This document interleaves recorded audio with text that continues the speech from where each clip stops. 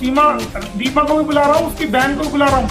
दोनों जीजाओं को बुला रहा हूँ, सारे बच्चों को बुला रहा हूँ, सारे विटनेस को बुला रहा हूँ। सम्मानित नागरिक नहीं है हमारे भारत की, हमारे भारत की वो मुलजिम है, उसने हमारे भारत की बाउंड्रीज को क्रॉस किया है बिना परमिशन के, बिना वीजा के। उसके खिलाफ फॉरेनर सेक्टर में पर्चा दर्ज है और उसकी बेल हुई है और वो अंडर ट्रायल है, इन्वेस्टिगेशन पेंडिंग है। वो किसी भी रूप से वो हमारे भारत के रहने वाले लोगों का, जो भारतीय है, जन्म से भारतीय है, ना हमारे खिलाफ वो कोई कंप्लेंट दे सकती है और ना उसका ऐसा राइट है। कि अभी कुछ न्यूज चैनल वाले इनके घर गए थे या ये कहीं बैठी थी, तो इनसे पूछा गया कि 27 तारीख को जो आपके लिए समन भेजा गया है क्या आप पहुंचेंगी, तो ये कह रही है कि हमारे पास तो नोटिस आया ही नहीं है, हमारे पास कोई नोटिस पहुंचा ही नहीं। तो इस तरह का स्टेटमेंट देकर क्या गुमराह करना चाह रहे हैं लोग? ये नोटिस भी गया है, हम आपकी डाक की रसीद भी लगाएंगे और हम तो चाहते हैं कि नोटिस जाए और लेने से इनकार करे। एक बार इनकार तो कर दे, क्योंकि ये नोटिस वकील का भेजा हुआ नोटिस नहीं है। मैं नोटिस भेज रहा हूँ डिफेमेशन के, उसको ये इनकार कर सकते हैं, वापस भेज सकते हैं, लेने से मना कर सकते हैं। उनको पता है अगली कार्रवाई कोर्ट में जाएगी, लेकिन कोर्ट का नोटिस, वो भी सेशन जज का, फैमिली कोर्ट का नोटिस, ये मना करे ना एक बार, ये मना तो करे। एक तरफा सुनवाई होगी, एक तरफा कार्रवाई होगी। मतलब रिसीव कर लिया है और करने के बाद भी ये झूठ बोल रहे हैं कि नोटिस रिसीव नहीं किया हमने। नहीं, वो तो हमारे पास डाक की रिसिप्ट है, वो हम कोर्ट में देंगे। कोर्ट ने ही भेजी है, हमने नहीं भेजी। हमने वो नोटिस को कोर्ट में रजिस्ट्री दी है, हमने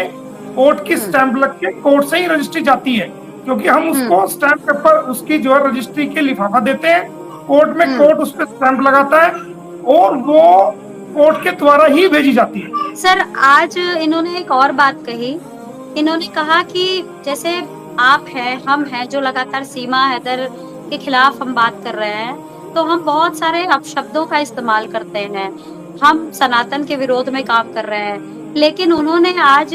वकालतनामे की बात करी, क्योंकि आपने एक सवाल उठाया था कि इनका आज तक वकालतनामा पर नाम ही नहीं है। तो इसका स्पेशली उन्होंने स्पेशली जिस पत्रकार को उन्होंने जवाब दिया कि आपको एक एक्सक्लूसिव खबर दे रहा हूँ, ये एक्सक्लूसिव खबर है, ये वही खबर है जो आज से 1 साल पहले ये खुद बता रहे हैं, और ये हम सबको दिया था। मैं भी गई थी वहाँ पे जब ये गए थे राष्ट्रपति के पास, ये कहने के लिए कि इनका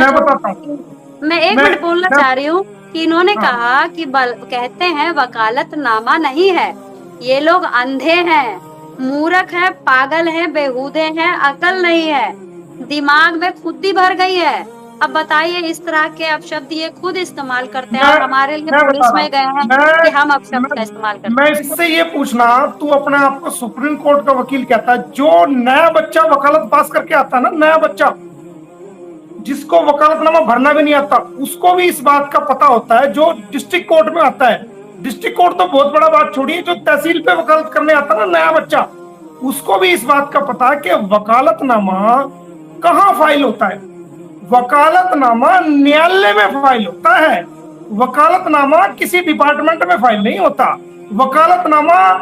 राज्यपाल के यहाँ फाइल नहीं होता, वकालतनामा वाइस प्रेसिडेंट के यहाँ फाइल नहीं होता, वकालतनामा पीएमओ ऑफिस में फाइल नहीं होता, वकालतनामा माननीय महामहिम राष्ट्रपति के यहाँ फाइल नहीं होता,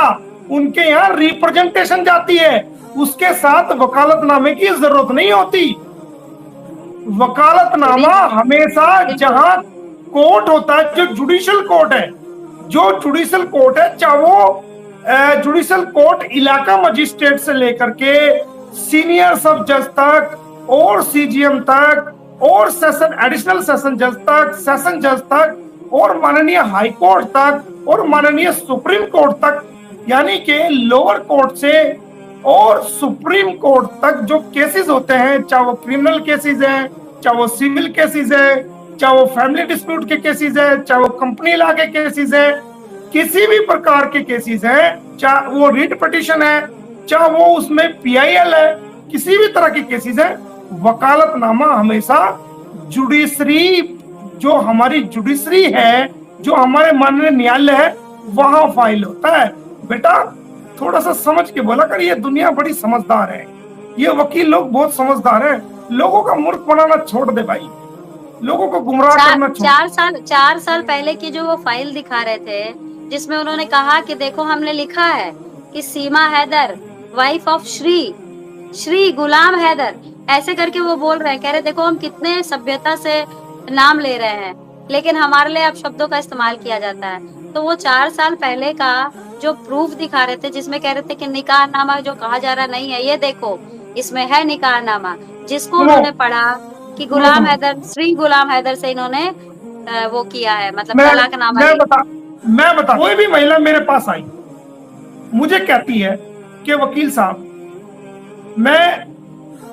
आपके पास आ गई हूं और ये मसला है, और मैं वकील साहब खुद ये लिखूं कि सीमा हैदर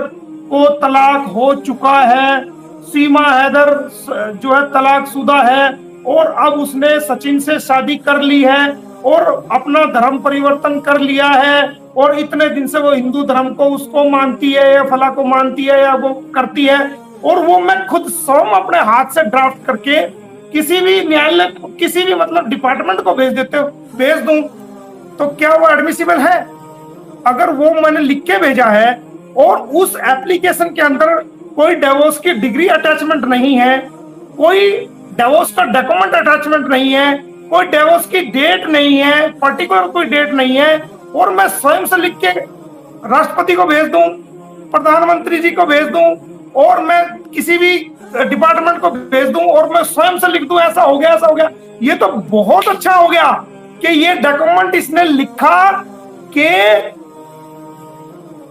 ये तलाक हो चुका है और ये सचिन मीना की वाइफ है, तो ये तो अच्छा हो गया, ये हमारे पास सबूत लग गया, उस पर सीमा के साइन है जो कहती है खुद। मैं तो सोच रहा था कि हमारे पास तो खाली वीडियो है इसके फेरे की, खुद का एडमिशन है, सेल्फ डिक्लेरेशन मीडिया में कि जी मैंने शादी कर ली, लिखित में तो यार कोई सबूत है ही नहीं जो साइन कर दे। अब तो ये तो लिखित में हो गया, अब राष्ट्रपति भवन से इसके डॉक्यूमेंट मैं खुद ले लूंगा,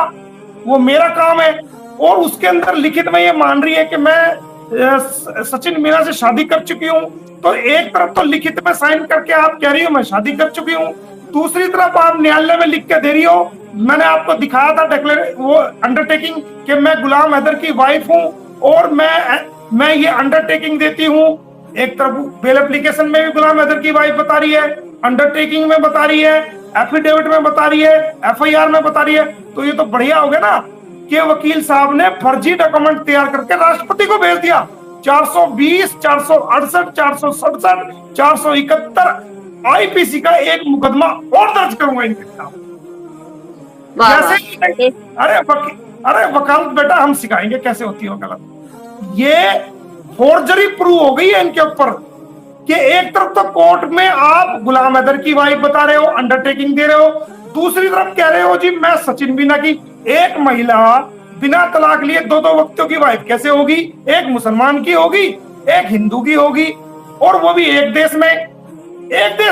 न्यायालय को आप कह रहे हो जी मैं मुसलमान की वाइफ हूँ गुलाम हैदर की, माननीय राष्ट्रपति के यहाँ कह रहे हो जी मैं हिंदू की वाइफ हूँ,